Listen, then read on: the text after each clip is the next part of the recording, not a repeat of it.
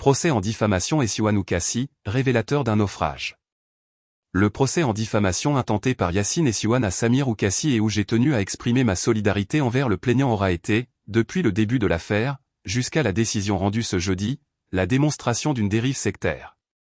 Cela fait maintenant 24 heures que les niches du MAK célèbrent avec une jubilation qui frise l'hystérie une relaxe prononcée en première instance. Sans même avoir relevé l'appel immédiatement interjeté contre cette décision.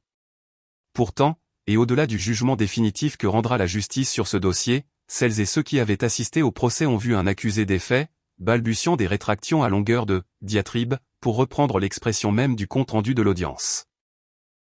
Mieux ou pire, l'individu bravache sur scène à l'extérieur et face au public s'est livré, devant le tribunal, à un récit apologétique et obséquieux du parcours de Yacine et Siouane.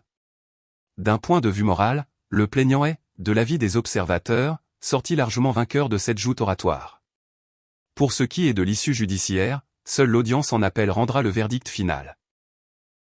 Sur un autre registre, il est important de relever que les voix qui dénonçaient les plaintes déposées contre leurs attaques en tant que judiciarisation de l'expression publique saluent, en la circonstance, l'exercice d'une justice indépendante à travers ce jugement de première instance. Parmi ces indignés sélectifs, 2 individus, Sabamar Kodja et Nasser Yana, eux-mêmes poursuivis pour diffamation et harcèlement, viennent de s'illustrer par les exubérances de leur posture auprès de Samir Oukassi dont ils avaient eu pourtant la latitude de mesurer les incohérences et les défaillances pendant l'audience.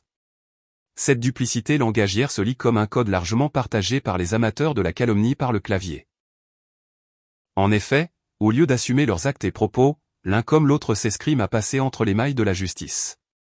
Le premier, espérant bénéficier de la difficulté à obtenir l'adresse IP dans les affaires correctionnelles, jure ne pas être le rédacteur des posts signés Massinissa et Abdelmen à travers lesquels ont été distillées des indignités pendant des années.